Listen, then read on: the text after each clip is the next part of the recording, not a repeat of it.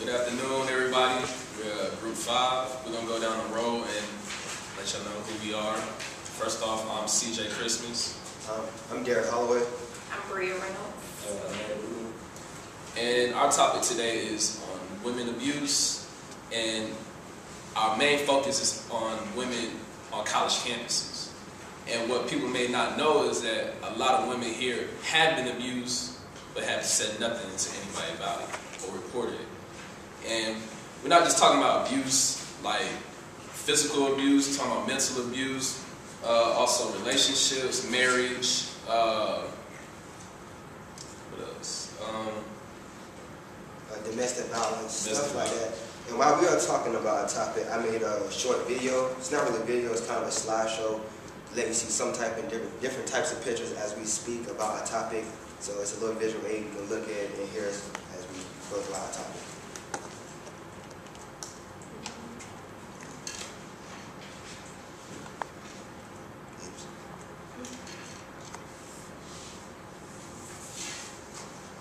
Can everyone see that? It's black. It's black? Okay. Sorry.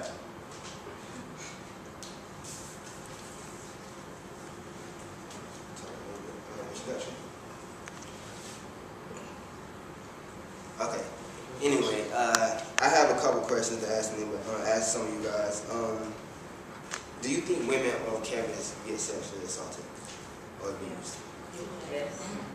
Okay. And do anybody would like to elaborate on how you feel about that? No. Okay. So do y'all know anyone, any female or male who has got sexually abused?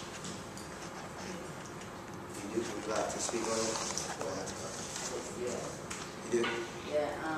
A friend of mine, well, she actually passed away in April. She was actually sexually assaulted by her boyfriend and stabbed to death. So, yeah. Did anybody see that happening and didn't say anything, or was she just quiet?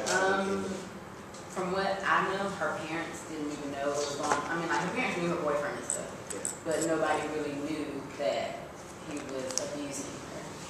So. How do y'all feel about NCCU being an open campus? When I mean by open campus, I mean anyone's allowed to walk on campus without a ID badge. You don't like it? No. Anyone else? Doesn't that happen on like all colleges? Not all colleges are open campus. Some have gates. Some you always have to show your ID badge.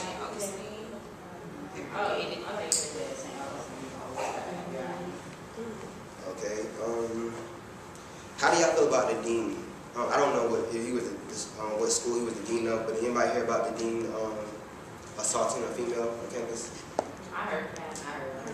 How did that make you feel that the campus that you go to, that was one of your deans who did it? Anybody ashamed? Did anybody want to transfer to a different college when they heard about that?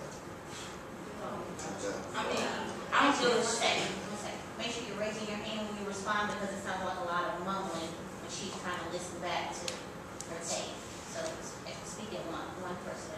I don't feel ashamed because one person does not reflect many, so I don't feel ashamed. Like, I don't feel like we as a university should feel like, you know, this man represents us. I mean, he represents us, but I mean, his actions, he turns his own actions, not the rest of us. So if we made any transfer, I think I would take a look to the max.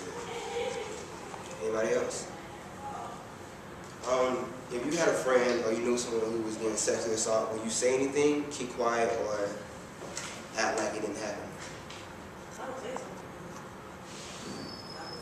You would? Do y'all feel like, do you feel like a person should be so scared to where they don't tell anybody, or you feel like if you getting hurt or abused in any type of situation that you should always say something? Always say something? Because like a lot of times they feel like it's their fault in some type of way, so they don't tell anybody, or they have so much love for the person that they don't want them to get in trouble or something. But I feel like you should always. And I know that sometimes that we try to follow the street code and not be a snitch. How far do y'all think that should go until something should be said? Is it the first hit or the first shove, the first verbal comment, or you think automatically you should go to the police about it and report it? be honest. First time you hit me, anything, for one, you better just knock me out or do whatever, because if I get up off the ground, we probably gonna fight. I mean, I'm just not that kind of person, so it's easy to say, you know, why would you let this person hit on you? And I do understand why people will be in love, you know, stuff like that. But me personally, if you hit me,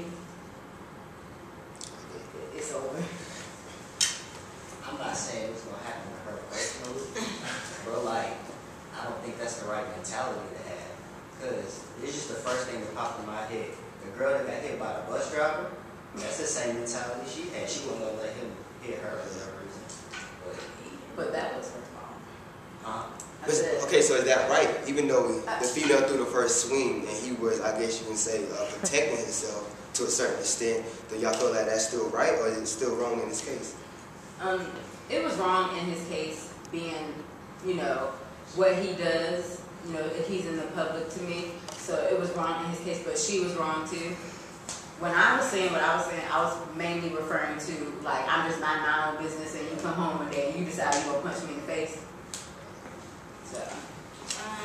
I feel like it's a certain point. A man not supposed to hit a woman, but a woman can't be all in a man's face, battering him, yelling at him, and provoking him to a point to where he wants to lay his hands on her. So I kind of agree with Quinn. I mean, we as some females think, oh, you're not gonna hit me, but you can do all this young stuff in his face. So when a man gets to that point, basically I'm saying, well, you know, it's kind of your fault. Yeah, it's both ways. It's a right and wrong. So females can't just be like, oh, well, he shouldn't hit her, but she should have been provoking him. And I think that's what happens in a lot of these, like most abuse situations. It's like once you hear one side of the story, and then it's like, oh, the man wrong, but you never hear the other side of the story. So it's like, well, how did he get to a point? Because no man is gonna get to a point to where he just wanna hit you. But then again, some men do. Right. But it's some situations where it don't just get to a point. I guess if you know that person, you know. I feel like naturally my man is stronger than him, so if you provoking him and you hit him, he hits you back. I mean, that's gonna hurt. Like you get back up and fight him back, and they gonna do nothing but make him wanna fight you more. Right. So it's better off you just tell somebody first. But in some cases, they have been, I don't know, like, to cite it in the right way, but I know in some cases, it's not always the female who's getting assaulted. Sometimes the male can be about my size, and, you know, a woman may be a little stronger than her, you know. She may have a little more weight to her, you know. But my final last question I'd like to ask is, how or what do you feel about the campus resident and campus police? Because I know that in all the dorms that they have a sign-in sheet, but not everyone uses the sign-in sheet. Please, how do y'all feel about that? If I want to elaborate. What's that? Do y'all feel like we should use it? Like you should have an ID to get in and all that? Because I mean, the same thing with New Reds had a fire drill. They didn't know who started because the doors were being propped open. Yeah, and then it was a man who was on, I think, the 4th or 5th floor, harassing young men in the shower. So how do y'all feel like, as a campus, as a unit, and as a university, how we should step up our safety?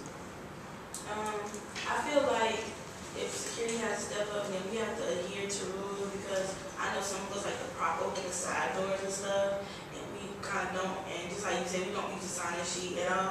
So if we expect security to help us, we kind of have to adhere to those rules, because I know my building, people like to prop open the side door, and anybody can just walk in while you propping open the side door, and you holding open the side door for your friends, and then, like, I know I see people all the time holding the door for their friends, and they be like, well, I don't know who this dude is coming behind, so I feel like we kind of open ourselves to the fact that people like to harass and stuff. Yeah. But I do like the fact that we have to scan our IDs, scan the buildings, because I know some other people coming to, they can just walk in the building, they don't have to scan IDs, anything in the building, so.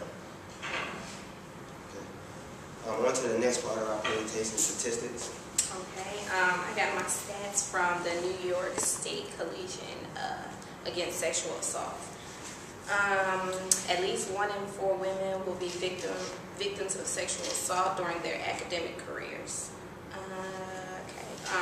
1 in 5 women are raped during their college years. There are 35.3 incidents of sexual assault per 1,000 females students on campus, as recorded over a 6.9-month period. On average, at least 50% of college students' sexual assault are associated with alcohol.